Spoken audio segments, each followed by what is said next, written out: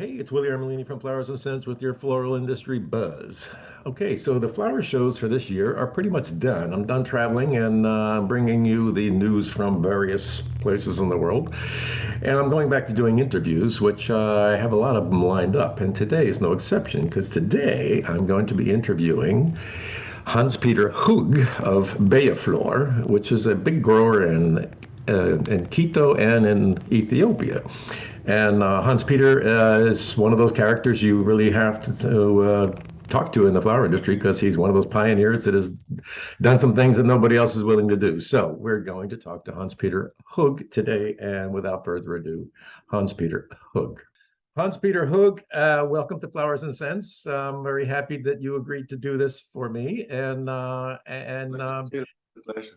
Yeah, you and I have a long history. We've bumped into each other so many times in so many countries and so many places and so many shows that I should know a lot more about you, but I don't. And that's what I'm here to find out because I know of you and I know enough to say hello to you. And we talk about guitars and I know your son and everybody else. So Hans Peter, how in the world did you get into the flower business? Well, my father was already in the flower business.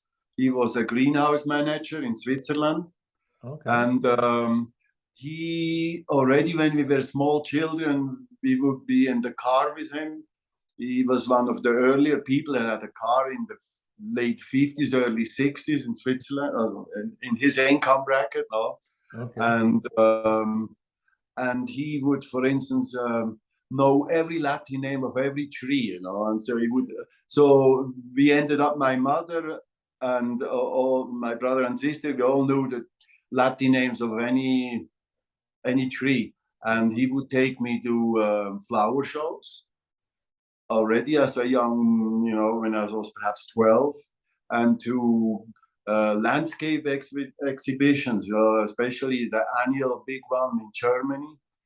And I started to get interested in this too. And of course, then I was sort of growing up in greenhouses now. Mm-hmm. Yeah. And then Go ahead. And then when I got married, my wife is American from Wisconsin, and time she went to the Madison University, and when we got married, she came to Switzerland, and I worked with a wholesaler, a cut flower wholesaler, because I wanted to see, how they operate and what they need and how you can serve them. That's very interesting. And but she didn't like it in Switzerland, and so it's very that's true. And so I said, well, then I'm not going to live in the States either.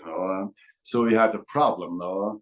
And so so we decided, okay, so we go somewhere in the world, and we evaluated Africa, Asia, and South America, and South America seemed the best. No, we didn't go to Colombia, which would have been easier to do flowers because they already had the basic know-how.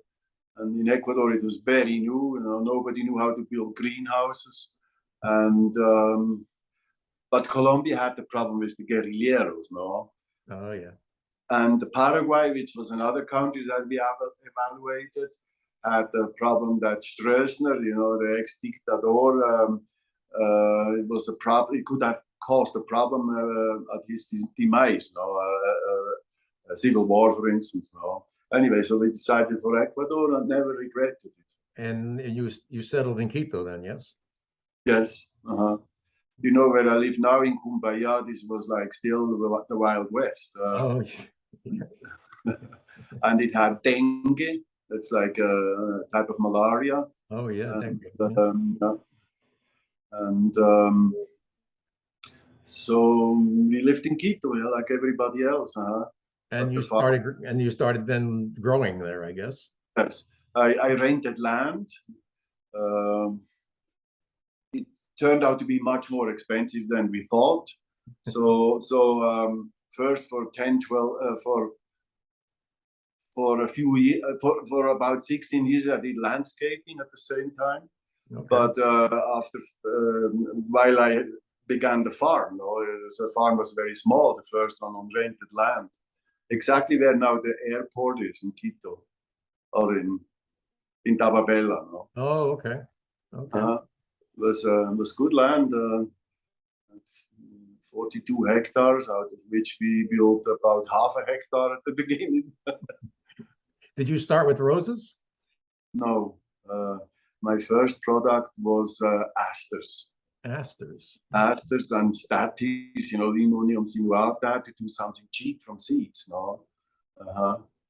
Hmm.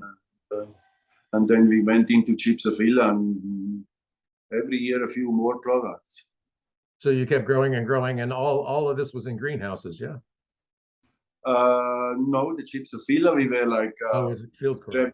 was revolutionary. I was one of the first, if not the first, that tried to grow gypsophila in the open. It has stronger stems, and the flowers are perhaps whiter.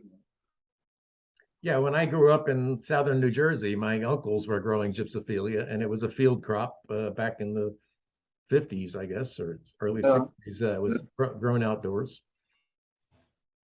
And so when did you start growing roses? Because you're obviously a big rose grower now. Maybe about the 6th or 7th year after we began with flowers. Okay. So we began with growing in 1986, and maybe in 1940, in the year 4 about. Yeah, and what I found interesting was that, and I don't know who would know this other than looking at your website, that your leaf and your logo is a ginkgo biloba leaf. Yeah, that's right. And I was like, okay, I didn't, I'm not sure many people would know what a ginkgo biloba leaf looks like, but now I know. And I read the little story, so it's interesting. It's an old tree, a very old tree. A very old tree, yes. Historically, from prehistoric times. Yeah, for medicinal purposes and for lumber and everything else. I guess it's a good tree. Yes. Excuse me. Okay. And so, okay, so you're a big grower in Quito in Ecuador there, and I do know at one point I think you had a farm in Peru as well. Yes. No, actually, I tried to do that in Peru, but for many reasons we didn't do it in the end. That would be a good country to grow flowers too. No, but in Ethiopia I have a farm. Yeah, I was. Ethiopia. Yes, in Ethiopia. I know you had, because I watched you one day. I visited your farm there many years ago, and you had the drawings on your desk there of what you were planning. Yeah. You were planning to build. You hadn't started Yes, yet. yeah. But you've now built it, of course. So and Ethiopia apparently is a good place to grow roses as well. Yes, I have roses there as good as the ones from Cayambe here in Ecuador, the famous roses. Yeah, and gypsophila, we have fantastic gypsophila there too. Oh yeah, probably better than the one we grow here. Yeah, and Ethiopia Airlines, they have a nice new airplanes and stuff. So they really have... Ethiopian Airline is a gem now for us. I don't know how they do it, but they have the most modern airplanes. Yeah. They have reasonable prices. We have a new perishable center, a new airport in Ethiopia. Yes. Yeah, that's very nice. Yeah, that's interesting, that country. I haven't been there yet, but somewhere along the line, I'll put that on my schedule. And so you employ a whole bunch of people in all those countries. Obviously, maybe a couple, not 1,000, maybe people you're employing now, or more. My wife and I together we employ 2,000. Ooh.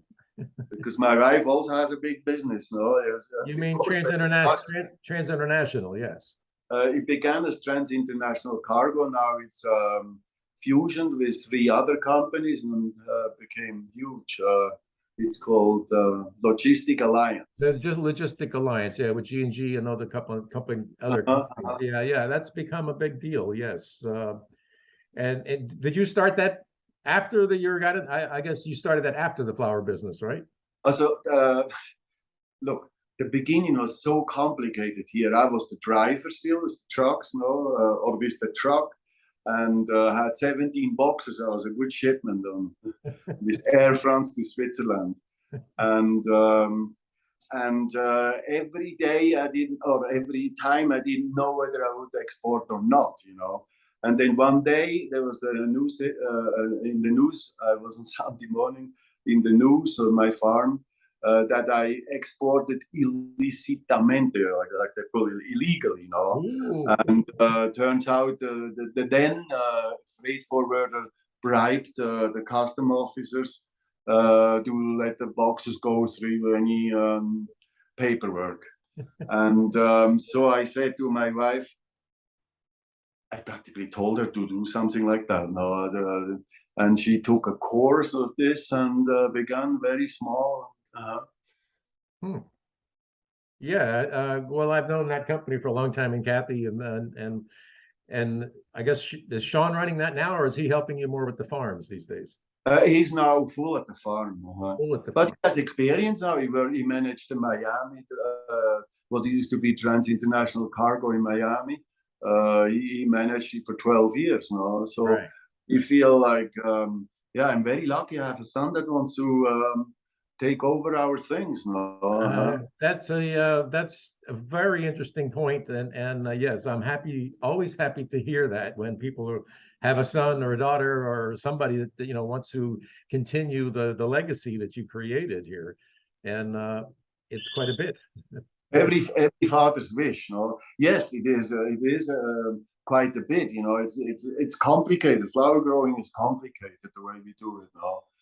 We grow maybe 60 varieties of flowers, and if you just think of Alstroemeria, there's like maybe a dozen varieties at least. No, roses, we have who knows how many varieties. No? Yeah, you can't count that high. Dracelium, everything has several varieties, and also that we have like a palette of product, and each one of them works a little different. Yeah. It takes me like 2 years to learn how to do new product. A new product, yeah. Peter, I just attended when I was in Amsterdam. I saw you there. I attended that meeting about sea freight. Are you using any? You experimented any with sea freight? No, I read your article. Very interesting. I always read your articles. Yes, thank you. No, but actually, Kathleen and my wife and I, we experimented with this. Must be 20 years ago, Oh yeah. and learned of all the things that can go wrong with sea Yeah. shipping. Um, uh, first of all, we had to learn that I needed to send to the airport people to clean the containers. They would have residues of who knows what, and I needed to fumigate them for insects. And, sure. all this was a learning process. No, now the containers are much better. Now they're like not air conditioned, but rather climate conditioned. Climate conditioned, yeah. Humidity and these things in the good ones. No? Yeah, obviously people are doing it, and it seems to make some sense. I don't know. I think as long as air freight is high and not as reliable, perhaps, or you can't get enough space, then obviously the sea containers start to make some sense. But yeah, it seems like it's a tough row. Chrysanthemum growers seem to do it pretty successfully because I think and Hypericum growers too, perhaps carnations too, and some people also ship roses. I so far I say we're in the fresh flower business now. That's a good point. I have a customer in Paris that wants me to send him 2 million stems of a certain green that we are doing, heavy, and he wants me to ship it with a ship container. It would take 28 days. I think I'm not going to do it. It's really risky. Yeah, but they are in fact doing it. So I don't know. willing to sit back and watch people do it. I'm glad I don't have any skin in the game, as they say. It's a lot Yeah. of responsibility to put 40 feet worth of flowers or whatever on a container for 20 some days and hope it gets there in good Oh, condition. the customer that we had and learned with the management of sea containers was a customer in the United States, and it went very well for 2 years. But I think his whole business idea was based in having cheap freights. Yes. And then one day he had a bad string of bad luck in Los Angeles with the harbor. No, they didn't Right. clear his cargo, Right. and he went bankrupt. Ugh. And owed us a lot of money. Oh yeah, owe you the money. Hey, I noticed again reading your website, and I'm actually very proud of this for you and for the industry, that you are very much about your people, that being the employees on the farm and the young women and the single mothers and the what you provide for them, food and transportation and everything else. I have told so many people that there's very wonderful stories to tell about how a farmer like you, has made a difference in a lot of people's lives on the farm or around the farm. Yes, that's interesting that you say this, because it's actually shown my son's initiative here. When he still worked in Miami and managed the logistic company, he kept saying, "Dad, you have to give back." At first I didn't even know what that means. He wanted a refund. To who? No, he meant to the community, where we operate. And so little by little we started it, and now we have a laundry, a professional laundry, where the staff here and their families can send a big bag of clothes and receive it at night, washed and folded, not ironed. That's beautiful. And we have a dentist that is as modern as the most modern, perhaps, in Quito. We have the latest thing that we have now is a breastfeeding facility. I saw that. Yeah, a lactating room. That's was also I had to get used to that too, but I have to let the young people make decisions. I applaud Sean then for pushing your button there, making you do that, or encouraging you to do that. That's really wonderful. Of course, we have a doctor, and, yeah.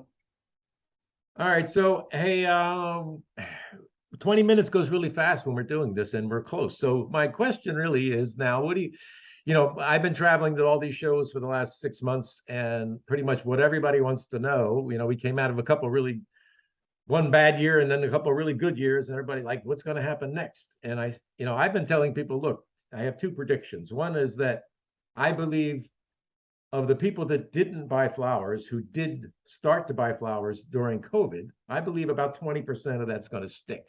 People that, suddenly realize that flowers are good for them.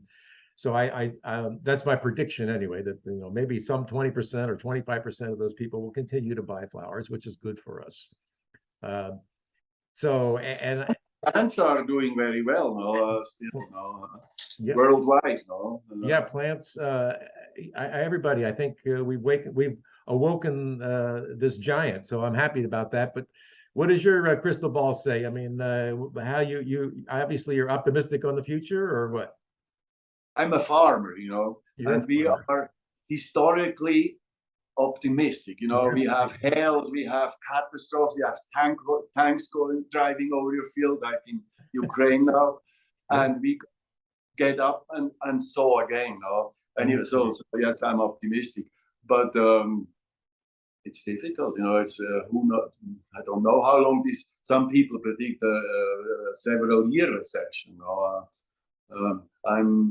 However, I think Europe is worse off now.